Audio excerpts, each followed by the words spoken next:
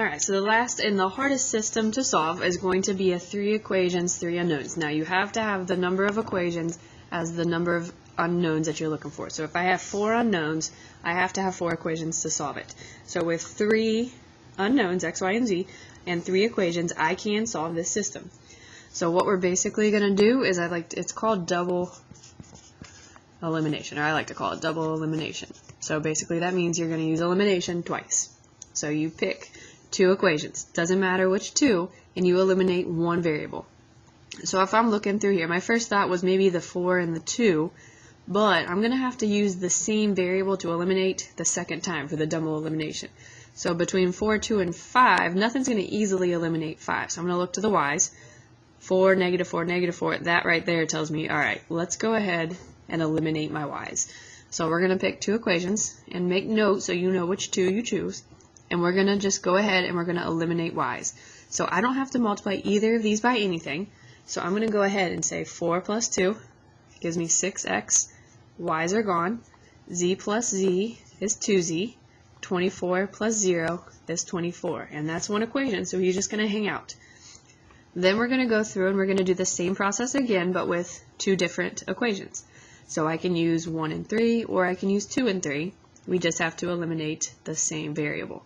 So because I'm eliminating y's, I've got a negative 4y and a positive 4y. I'm going to pick first and third. So if I eliminate, that gives me 9x, y's are gone, minus 4z, 24 plus 12 gives me 36. So now I've got it down to a 2 by 2. So once you have done your elimination, we're then going to solve this as you would a 2 by 2. So for this problem, I'm going to go through and I'm going to do elimination again. I'm going to eliminate z's. So we'll actually multiply, let me move this over a little bit, the first equation by 2. So we get 12x plus 4z is 48. And then the bottom one's going to stay. 4z is 36. So then there's a little glare, sorry. Add down. So that gives me 21x. Z's are gone. And that's going to be equal to, let's see here, 84. Divide by 21. X is 4. And I always circle that. I found one of my 3 variables. Then from here, it's a little bit easier. We're just going to work our way back to the beginning. So I'm going to take my x equals 4, and I'm going to plug it into one of these 2. Doesn't matter which one. I'll go to this one since 6 is a little smaller. So 6 times 4 plus 2z is 24. That gives me 24. And just stay organized with these problems, because as soon as you get messy, it's hard to figure out where you're at. Subtract 24, so 24 is gone. That tells me z is 0, and circle that. Then carry both of these to one of your originals. It does not matter. I'm going to pick this middle one just because it's equal to 0. So we're solving for y because I have x and z. So 2 times 4 minus 4y plus 0 equals 0. 2 times 4 is 8. If I subtract 8, I get negative 8. So 4y, that's a y, is negative 8. Y is negative 2.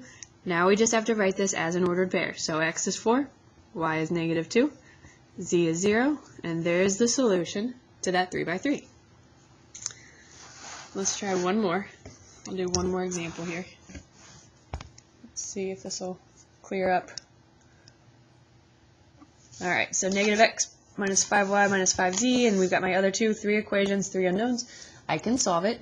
I'm looking at these, and really there's only one variable that would not make sense to eliminate, and that's z. With my 5's, I could go ahead and do that, and with my x's, that would not be that difficult. But I'm going to pick the y's to eliminate again. So then looking at these 2, if I'm going to do it the first time, I'm going to want to use 1 and 3, just because we have a positive 5 and a negative 5. That allows it to eliminate without being multiplied. Negative x plus x gives me 0x, 0y's. Negative 5z minus z is negative 6z. 2 minus 20 is negative 18. And now this one actually worked out a little bit nicer, because if I divide by negative 6, I've got z right away, whereas up in the other example, I had to create a system of 2 equations, 2 unknowns to then solve. So this one's actually going to be a little easier, it looks like. We're going to do the same process again, because at this point, even if I plug in z, I'm not going to be able to figure out the other 2 without creating another 2 by 2 system. So I'm going to take 2 and 3, since you got a positive and a negative 5. And we have to eliminate, at this point we could really technically eliminate x or y, but I'm going to stick with the same one that I eliminated. 4x and 1x gives me 5x. Y's are gone. Plus 3z equals negative 1. Well, the only thing I can do here is realize I know z. I'm going to plug in 3 for z. So 5x plus 9 is negative 1. 5x is negative 10. X is negative 2. Take your 2. Pick an equation, doesn't matter. I'm solving for y. I'm going to plug it into the third one. So negative 2 plus 5y minus 3 is negative 20. That gives me negative 5, so I'm going to add 5 to get, negative 15. 5y, divide by 5. Y is negative 3. I have all three variables, just put them in order. Negative 2, negative 3, 3. And there is your solution.